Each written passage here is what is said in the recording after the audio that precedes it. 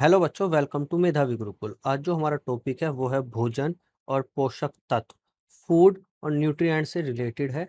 जो हमारा ईवीएस का एक चैप्टर है, जेएनवी विद्यालय। ये जो टॉपिक है इतना इम्पोर्टेंट टॉपिक है, इसको स्टार लगा लीजिए। यहाँ से एक या दो क्वेश्चन एब्सेंट पेपर में मिलेंगे। तो चलो हम अपनी क्लास स्टार्ट करते हैं।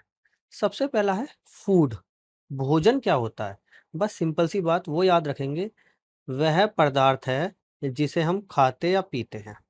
मतलब जो हम खाते हैं या पीते हैं वही हमारा क्या होता है, फूड, भोजन, या जिसे हम बोल सकते हैं खाना।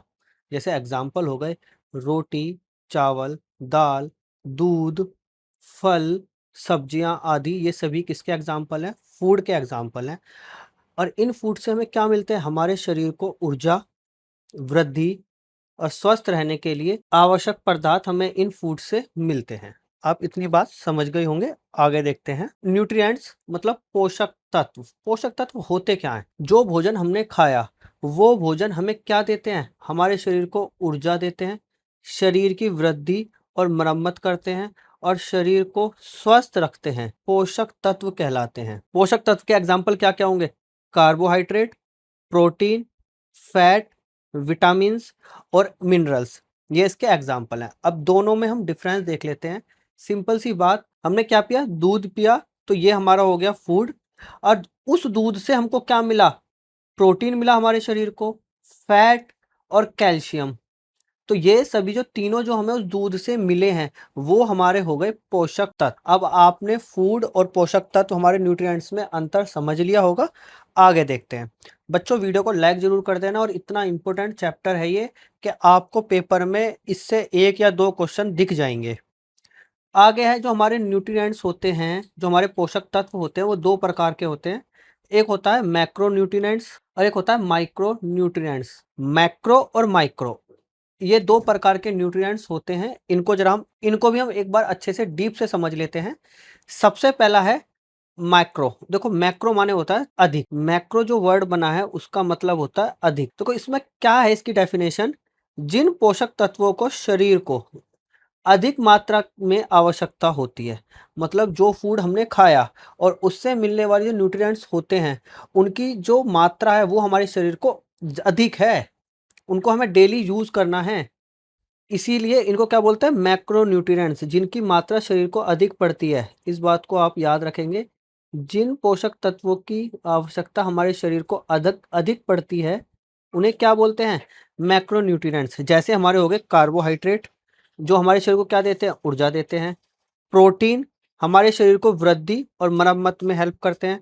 फैट, फैट हमें ऊर्जा भी देता है और शरीर को गर्म रखने में मदद करता है। और फोर्थ है वाटर, जो शरीर के विभिन्न क्रियाओं के लिए आवश्यक है। ये सभी चार एग्जाम्पल्स थे हमारे मैक्रोन्यूट्रिएंट्स के। इनको एक एक करके हम एक्सप्लेन कर देते हैं। सबसे पहला है कार्बोहाइड्रेट। देखो, कार्बोहाइड्रेट भी एक प्रकार क्या है? पोषक तत्व है।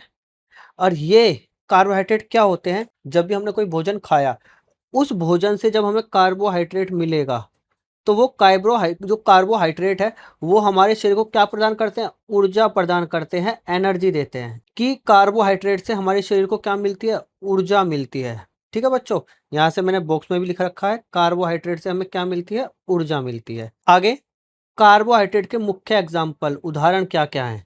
देखो, सबसे पहला एग्जाम्पल है ग्लूकोज, जो हमारे शरीर को सबसे जल्दी ऊर्जा प्रदान करता है। यहाँ से क्वेश्चन बन जाएगा, वह कार्बोहाइड्रेट कौन सा है जो हमारे शरीर को सबसे पहले एनर्जी देता है, सबसे जल्दी एनर्जी देता है? तो आप याद रखेंगे ग्लूकोज है। आपने देखा भी होगा अपने घर पे, जब कभी गर्मियों के दिनों में हम धूप में से बाहर से आते हैं तो हमारे मम्मी हमें ग्लूकोज का पानी देती हैं। तो वही ग्लूकोज हमें एकदम क्या दे देता है? एनर्जी दे देता है। तो याद रखेंगे, सबसे तेज एनर्जी देने वाला कार्बोहाइड्रेट है ग्लूकोज। और ये शर्करा क्या है? शर्करा एक तरह से आप मान के चलेंगे मीठापन। मीठापन याद रखेंगे। शर्करा क्या होती है? एक तरह की शुगर होती है। इसको बस इतना ही याद रखेंगे। दूसरा कार्बोहाइड्रेट है फैक्ट्रोज। क्या है? देखो, सबसे पहले ये मिलता कहाँ से? हमें फलों में और शहदों में पाया जाता है। इस बात को याद रखेंगे कि जो फैक्टोज एक तरह का कार्बोहाइड्रेट है जो हमें फल और शहद में पाया जाता है। और जो फल का मीठापन होता है वही फैक्टोज के कारण होता है। आप ये इस बात को भी बहुत इंपॉर्टेंट याद रखेंगे, बहुत जरूर याद रखेंगे। क्वेश्चन आ जाए कि फलों का जो मीठापन होता है वो किस कार्बोहाइड्रेट के कारण होता है, तो याद रखेंगे फैक्ट्रोज। तीसरे तरह का जो कार्बोहाइड्रेट है वो है माल्टोज। ठीक है, ये माल्टोज क्या है, इसको हम माल्ट शर्करा भी कहते हैं। शर्करा मैं बता चुका हूँ, मीठा बोल सकते हैं, चीनी बोल सकते हैं, स्वीट बोल सकते हैं। यह मुख्यतः कहाँ मिलता है, अंकुरित अनाज, ये आपके अंकुरित अनाज है, ये हमें वहां से पाया जाता है और यह स्टार्च के टूटने से बनता है। स्टार्च क्या होता है ये मैं आपको आगे बताऊंगा, बस आप याद रखोगे कि माल्टोज जो एक शर्करा है, माल्ट शर्करा, जो हमें कहाँ से मिलता है, अंकुरित अनाज से मिलता है। लैक्टोज, ये इस पे स्टार लगा लो बेटा, इस पे तो आप स्टार लगा ही लो कि लैक्टोज क्या होता है। यह एक दूध की शर्करा है, ठीक है ना, यह एक दूध की शर्करा है। जो दूध हमारा, जो दूध हम पीते हैं उसमें हल्का सा जो मीठापन होता है, जो मीठे का स्वाद होता है, वो लैक्टोज के कारण ही होता है। ये बहुत बार पेपर में क्वेश्चन पूछा जा चुका है कि जो दूध का जो मीठापन होता है वो किस कार्बोहाइड्रेट के कारण होता है, तो लैक्टोज के कारण होता है। आगे देखते हैं, आगे है सेल्यूलोज। ये भी अपने आप में इंपॉर्टेंट है, जो भी मैंने इस वीडियो में आपको करा रहा हूं वो बहुत इंपॉर्टेंट है। ठीक है, यह देखो सबसे मेन बात, यह ऐसा कार्बोहाइड्रेट है जिसका हमारे शरीर में पाचन नहीं होता, हमारे शरीर में पाचन इसका नहीं होता। ये मिलता कहाँ है, ये हमारे फल और सब्जियों के छिलकों पे मिलता है। यह हमें फल और सब्जियों के छिलके पे मिलता है और हमारे शरीर में इसका पाचन नहीं होता, इसीलिए हम फल को और जो सब्जियों को खाते हैं वो छील के खाते हैं। ठीक है, तो फल और सब्जियों के छिलके पे जो हमें कार्बोहाइड्रेट मिलता है वो सेलुलोज मिलता है। जैसे इसमें लिखा है ना, छिलकों को क्या बोलते हैं, रेशेदार भाग। यह हमारे फल, सब्जियों और अनाज के रेशेदार भागों में मिलता है, इसीलिए हम फल और सब्जियों को छील के खाते हैं, क्योंकि ये सेलुलोज जो कार्बोहाइड्रेट है हमारे शरीर में इसका पाचन नहीं होता। स्टार्च, ये भी अपने आप में इंपॉर्टेंट है, ये भी क्वेश्चन कई बार पेपर में पूछा जा चुका है, इसको भी मैं लगा देता हूँ स्टार। देखो, जो हमारे पौधों में कार्बोहाइड्रेट मिलता है वो स्टार्च के रूप में मिलता है, आप इसको बात को याद रखेंगे। ये मैंने आपको बोला था ना कि आगे बताऊंगा स्टार्च क्या होता है, तो याद रखेंगे पौधों में कार्बोहाइड्रेट का भंडार स्टार्च के रूप में होता है। जो हमें ये स्टार्च मिलेगा वो कहाँ कहाँ से मिलेगा, चावल, गेहूं, आलू, मक्का आदि खाद्य पदार्थ से हमें पाया जाता है। बात समझ गए, ये 6 तरह के आपके कार्बोहाइड्रेट थे जो आपको जरूर याद रखने हैं। आगे देखते हैं कार्बोहाइड्रेट से कुछ महत्वपूर्ण बातें। सबसे पहला क्वेश्चन यहां से भी बन सकता है कि वह कौन सा पोषक तत्व है जिससे हमें ऊर्जा मिलती है, तो आप याद रखेंगे कार्बोहाइड्रेट। 1 ग्राम कार्बोहाइड्रेट खाएंगे तो लगभग 4 कैलोरी हमें ऊर्जा मिलती है, तो यहां से भी याद रखेंगे ऊर्जा की जो मानक इकाई है वो क्या है, कैलोरी है। कार्बोहाइड्रेट का मुख्य स्रोत, मतलब हमें कहाँ कहाँ से मिलता है कार्बोहाइड्रेट ज़्यादा, तो ज़्यादा मिलता है चावल, गेहूं, रोटी, आलू, मक्का, केला, इन आदि सभी खाद्य पदार्थों से हमें कार्बोहाइड्रेट प्राप्त होता है। ग्लूकोज, जो मैंने आपको बताया था, शरीर को सबसे जल्दी ऊर्जा प्रदान करने वाला मुख्य पदार्थ है। आगे देखते हैं आहार रेशे, मतलब फाइबर क्या होता है, हमारे जो पाचन होता है उसको स्वस्थ रखते हैं और कब्ज से बचाने में मदद करते हैं हमारे आहार रेशे। इस बात को भी आप इंपॉर्टेंट रखेंगे कि आहार रेशे जो फाइबर होता है उसका काम क्या है, उसका काम है हमारे जो पाचन को स्वस्थ रखना और जो हमारे पेट में कब्ज हो जाती है उससे बचाते हैं हमें।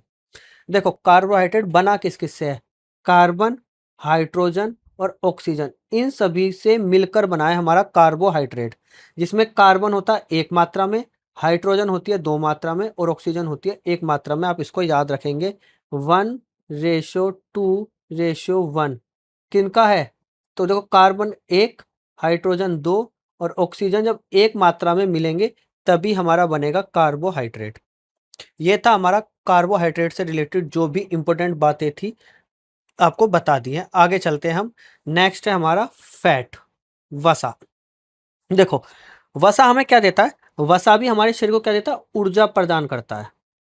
कार्बोहाइड्रेट भी ऊर्जा प्रदान करता है और जो हमारा वसा है वो भी हमारे शरीर को ऊर्जा प्रदान करता है। और एक बात और याद रखेंगे, ये ऊर्जा को हमारे शरीर में स्टोर करके रखता है, कौन, फैट। फैट हमारे शरीर में ऊर्जा को स्टोर करके रखता है। ठीक है बेटा, आगे चलते हैं। देखो फैट हमें कहाँ कहाँ से मिलता है, जो हमें हमारे शरीर में जो फैट है वो हमें मिलता कहाँ से है, घी, तेल, मक्खन, मेवे और बीज, इन सभी से हमें मिलता है वसा, फैट। अगर बात करें घी की, तो ऊर्जा और वसा का अच्छा स्रोत है, दोनों चीज़ों का एनर्जी का अच्छा स्रोत है। तेल, कौन कौन से तेल से हमें फैट मिलता है? सरसों के तेल से, नारियल के तेल से और बहुत सारे तेल है। मक्खन, अगर क्वेश्चन यहाँ से आ जाए सबसे अधिक मात्रा में फैट हमें कहाँ से मिलता है, तो आप याद रखेंगे सबसे ज़्यादा फैट हमें बटर, मक्खन से मिलता है। मेवे, वही बादाम, अखरोट, काजू से हमें फैट प्राप्त होता है। और बीज, जैसे तिल के बीज और सूरजमुखी के बीज से हमें फैट मिलता है। क्योंकि पेपर में कभी कभी क्वेश्चंस यहाँ से भी पूछ लेते हैं कि जो हमें फैट मिल रहा है, कार्बोहाइड्रेट मिल रहा है, इनका स्रोत कहाँ से है, सोर्स कहाँ से है इनका, तो ये भी हमें याद रखेंगे। ठीक है, फैट से रिलेटेड कुछ महत्वपूर्ण बातें। वसा की सबसे छोटी इकाई वसा अम्ल फैटी एसिड होता है, इस बात को भी हम याद रखेंगे, इसलिए इस पे हम क्या लगा लेते हैं, स्टार। देखो, जब हम डाइजेस्टिव सिस्टम पढ़ा था तो हमने ये देखा था कि क्या होता है कि जब हम कुछ पदार्थ खाते हैं तो हमारा शरीर जो उससे लेने वाली एनर्जी है वो डायरेक्ट नहीं लेता, उसका पहले हम डाइजेशन करते हैं। डाइजेशन करने के बाद वो छोटे छोटे पार्टों में टूट जाता है। तो ऐसे ही जब हम फैट खाते हैं, वसा युक्त कोई पदार्थ खाते हैं, तो वो सबसे छोटी इकाई में जो टूटता है तो उस इकाई का नाम क्या है, फैटी एसिड। सबसे पहले पॉइंट नंबर 2 स्टार्ट करने से पहले मैंने आपको बताया था कि जो हमारा फैट है वो स्टोर करके रखता है किसको, एनर्जी को, ये मैंने आपको बताया था। ठीक है, अब क्या होता है कि सर आप ये कह रहे थे कि फैट से भी हमें एनर्जी मिलती है और हमें कार्बोहाइड्रेट से भी एनर्जी मिलती है, तो दोनों में अंतर क्या है? देखो, खाना खाने के बाद जब हमें एनर्जी मिलती है वो मिलती है कार्बोहाइड्रेट से। बट अब हम क्या है, हमने लंबे समय से खाना नहीं खाया, हमने व्रत रखा है और व्रत में हमने खाना नहीं खाया। अब खाना नहीं खाया बट फिर भी हमारे शरीर को एनर्जी चाहिए, तो मैंने आपको बताया था ना कि जो फैट है वो एनर्जी को स्टोर करके रखता है। तो फिर हमारा शरीर इस स्टोर एनर्जी से ही क्या ले लेगा, इसी स्टोर एनर्जी से ही हमारा शरीर क्या कर लेगा, ऊर्जा प्राप्त करने लगता है। आप सेकंड पॉइंट को समझ गए होंगे। बस आप छोटी-सी बात याद रखेंगे कि जब हम बहुत टाइम तक खाना नहीं खाते, तो हमारा फैट जो है वो स्टोर रखता है एनर्जी को। तो लंबे समय से खाना ना खाने के कारण हमारे शरीर को जो एनर्जी मिलती है, वो फैट की सहायता से मिलती है, क्योंकि हमारा फैट एनर्जी को स्टोर करके रखता है। कुछ महत्वपूर्ण बातें और याद रखते हैं। देखो, अगर ये क्वेश्चन आ जाए कि फैट जो हमारे शरीर में एनर्जी को स्टोर रखता है वो रखता कहाँ है, तो आप याद रखेंगे हमारी स्किन के नीचे एक टिश्यू होता है, एडिपोज टिश्यू, वहां पर ये स्टोर होती है हमारी एनर्जी। और हमारा शरीर क्या करता है, इसी फैट की सहायता से हमारे शरीर में गर्मी को रोक के रखता है। इसीलिए फैट हमारे शरीर में तापमान को बनाने के लिए हेल्पफुल है, इस बात को भी हम याद रखेंगे। दो बातें आप सिंपल सी बात याद रखेंगे कि जो फैट स्टोर होता है वो एडिपोज टिश्यू के में होता है, जो हमारे स्किन के नीचे, त्वचा के नीचे पाया जाता है। और दूसरी बात, अब फैट हमारे क्या है, हमारे हमारे शरीर के अंदर गर्मी होती है, उसको बाहर निकलने से रोकता है। इसीलिए हमारे शरीर का तापमान अंदर से बना रहता है, किसकी वजह से, फैट या फिर वसा की वजह से। आगे देखेंगे, कुछ विटामिन्स हैं जो विटामिन ए, डी, ई और के, इसको भी स्टार लगा लो, ये जितना स्टार लगा सकते हो इसको तो लगा लो। क्वेश्चन आ जाए कि फैट के अंदर, जो वसा के अंदर कौन कौन से विटामिन्स का अवशोषित होता है या घुल जाते हैं, तो आप याद रखेंगे विटामिन ए, डी, ई, के। ये बहुत इंपॉर्टेंट क्वेश्चन है, अच्छे से समझ लेते हैं। क्वेश्चन आएगा कौन सा विटामिन फैट में घुलनशील है, अवशोषित कर लेता है, तो याद रखेंगे इसका आंसर होगा vitamin A, vitamin D, vitamin E, vitamin के। इसको स्टार लगा लेना। आगे चलते हैं, फैट कितने प्रकार के होते हैं, तो फैट होते हैं हमारे दो प्रकार के।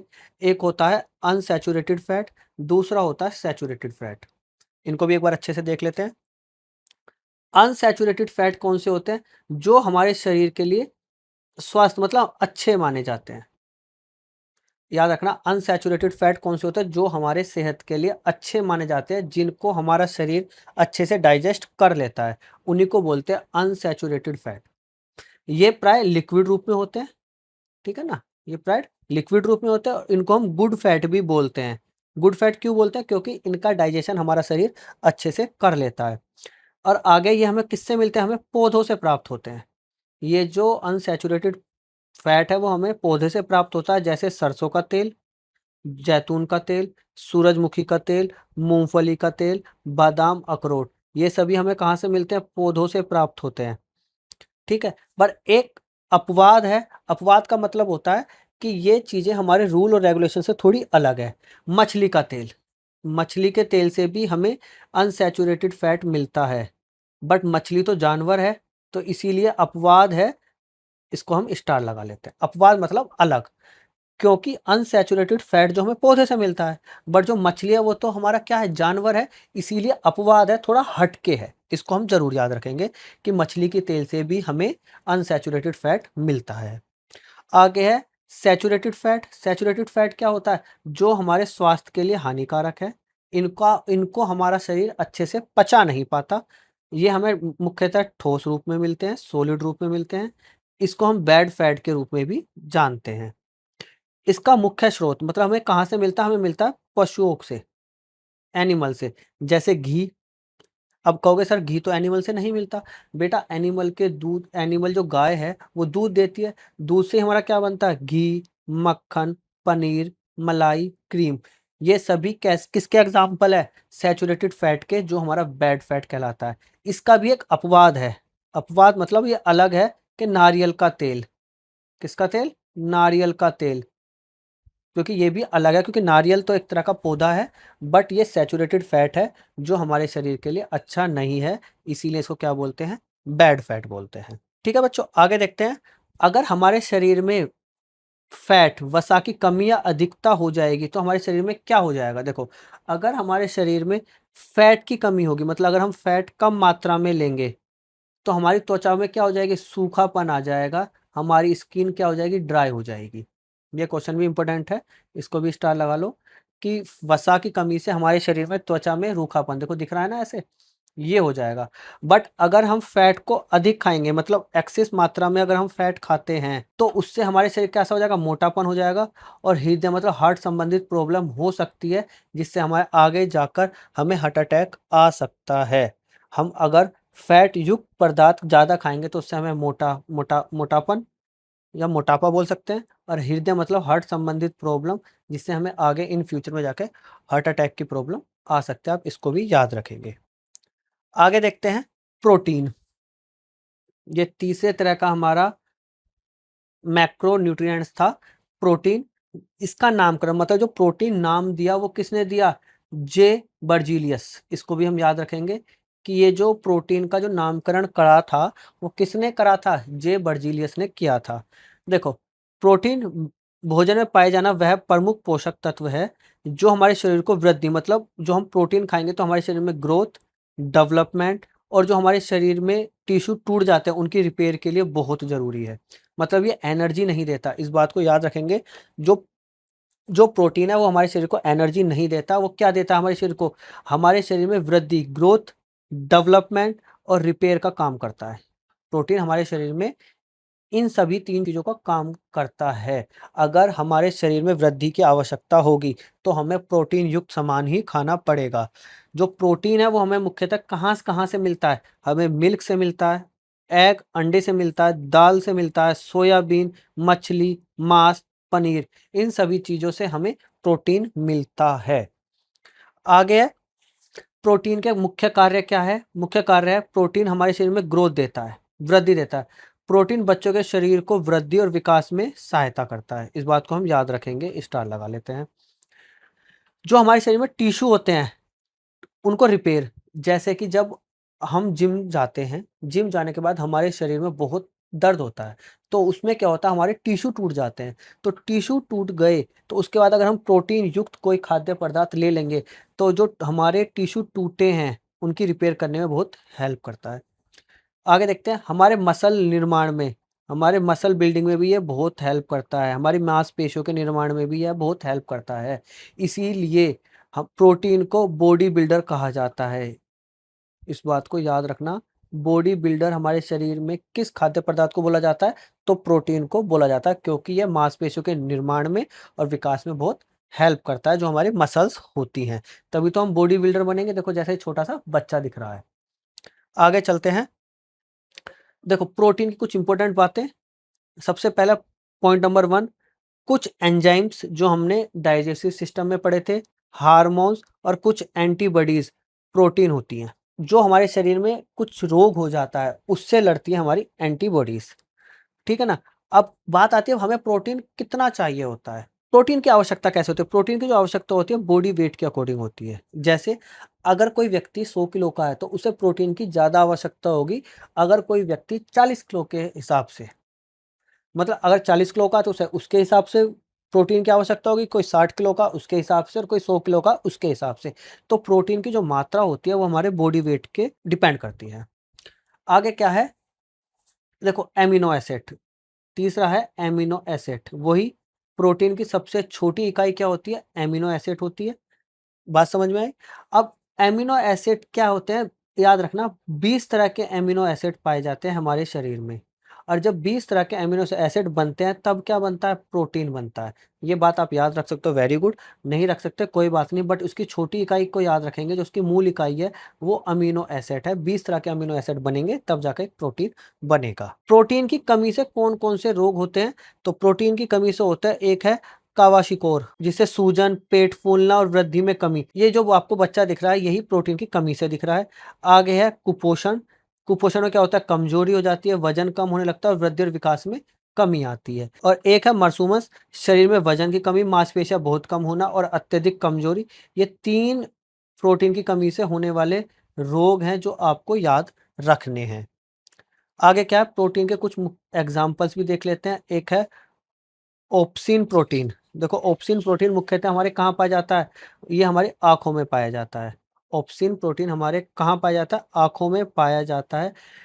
इसका काम क्या है? इसका काम है कि जब जब रोशनी होती है तो रोशनी में रंगों में भेद करना। मतलब जब हम रोशनी में किसी भी चीज को देखते हैं कि वो लाल है, नीली है, काली है, गुलाबी है, हम रंगों में अंतर कर पाते हैं, तो वो हम किसके कारण कर पाते हैं? ओप्सिन प्रोटीन के कारण कर पाते हैं।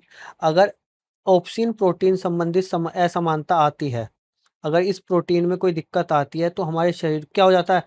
कलर ब्लाइंडनेस हो जाता है, मतलब हम रंगों में विभेद नहीं कर पाते। दूसरा है रोडोप्सिन।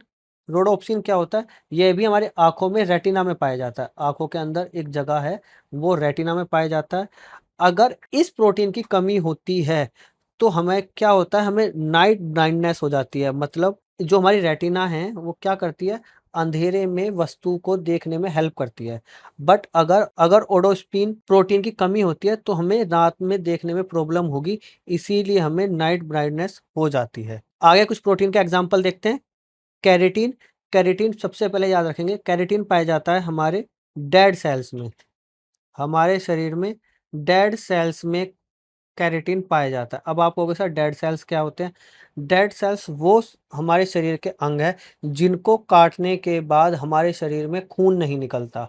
जैसे बाल, अगर हम बाल को काटेंगे तो हमारे शरीर में खून नहीं निकलेगा, और हम नाखूनों को काटेंगे तो हमारे शरीर में ब्लड नहीं निकलता।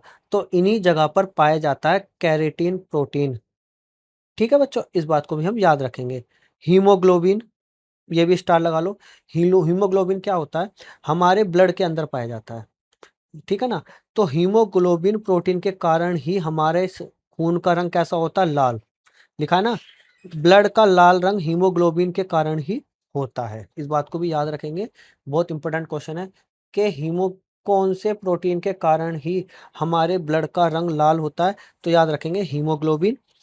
और इस बात को भी याद रखेंगे कि हीमोग्लोबिन की सहायता से ही ऑक्सीजन जो हम ग्रहण करते हैं उसका ट्रांसपोर्ट होता है। मतलब हमारे अलग अलग शरीर को, हमारे अलग अलग अंगों को ऑक्सीजन की आवश्यकता होती है, तो वो ब्लड की सहायता से ही ट्रांसपोर्ट होते हैं। लास्ट है हमारा वाटर। वाटर हमारे शरीर को हाइड्रेट रखता है, बस इस बात को आप याद रखेंगे। आगे देखते हैं वाटर के स्रोत क्या क्या हैं। वाटर के स्रोत है पानी, दूध, फल, सब्जियां। अब कहोगे सर फल सब्जी से पानी कहाँ से मिलता है? पर बेटा जब हम तरबूज खाते हैं, खरबूज खाते हैं, संतरा खाते हैं, खीरा, टमाटर, लौकी, इन सभी खाद्य पदार्थों से भी हमें वाटर प्राप्त होता है। ठीक है। वाटर के क्या क्या फंक्शन है? वाटर के फंक्शन है हमारे शरीर के तापमान को नियंत्रित रखता है। जैसे हमारे फैट भी रखता है, वो हम ऐसे ही वाटर भी हमारे शरीर के तापमान को नियंत्रित रखता है। वाटर पोषक तत्वों को शरीर के विभिन्न अंगों तक पहुँचाते हैं। जो हमें भोजन से मिलने वाले पोषक तत्व है, उसका ट्रांसपोर्ट भी पानी करता है। हमारे डाइजेशन में हेल्प करता है। ठीक है बच्चों, वाटर हमारे डाइजेशन में भी हेल्प करता है। और अपशिष्ट पदार्थ मतलब जो हमारे शरीर की गंदगी है, वो उसको भी हमारा शरीर से बाहर निकालता है वाटर बाय यूरिन के। तो यूरिन की सहायता से ही अपशिष्ट पदार्थ हमारे शरीर से बाहर निकल जाते हैं। आगे है वाटर की कमी से होने वाले रोग। तो वाटर की कमी से हमें हो जाएगा डिहाइड्रेशन। तो जिसके जिसके लक्षण क्या है? बहुत अधिक प्यास लगना, मुंह सूखना, कमजोरी, पेशाब कम आना, इन सभी ये लक्षण हैं आपके डिहाइड्रेशन के। तभी तो बच्चों गर्मियों में हम कहते हैं कि अधिक पानी पीना चाहिए, जिससे हमें डिहाइड्रेशन की प्रॉब्लम ना हो। आगे है वाटर की आवश्यकता। देखो वाटर की जो आवश्यकता है, जो नीड है, वो उम्र, मौसम और शारीरिक गतिविधि पे आधारित होती है। ठीक है, ये हमारी उम्र पे डिपेंड है, मौसम पे भी डिपेंड है, क्योंकि गर्मियों में अधिक पानी पीते हैं, वहीं हम सर्दियों में कम पानी पीते हैं। और आगे है शारीरिक गतिविधियां, मतलब जो भी कोई कोई गेम खेल रहा है, तो उसे पानी की आवश्यकता ज़्यादा होगी। मतलब जितनी ज़्यादा हम शरीर में गतिविधि करेंगे, फिजिकल एक्टिविटी करेंगे, उसको इतनी अधिक पानी की आवश्यकता होगी, और जो कम एक्टिविटी करेगा उसे कम पानी की आवश्यकता होगी। आगे है हमारा माइक्रो न्यूट्रिएंट्स। ठीक है बच्चों, ये माइक्रो न्यूट्रिएंट्स क्या होते हैं, इसके कौन कौन से एग्जाम्पल हैं, विटामिन और मिनरल्स, इसको हम अपनी नेक्स्ट क्लास में देखेंगे। आज की क्लास यहीं समाप्त करते हैं। आपको कल 7 बजे इसकी नेक्स्ट पार्ट मिल जाएगा। ओके बच्चों, वीडियो को लाइक करना, चैनल को सब्सक्राइब करना, और अपने दोस्तों के साथ इस वीडियो को शेयर ज़रूर कर देना। Thank you.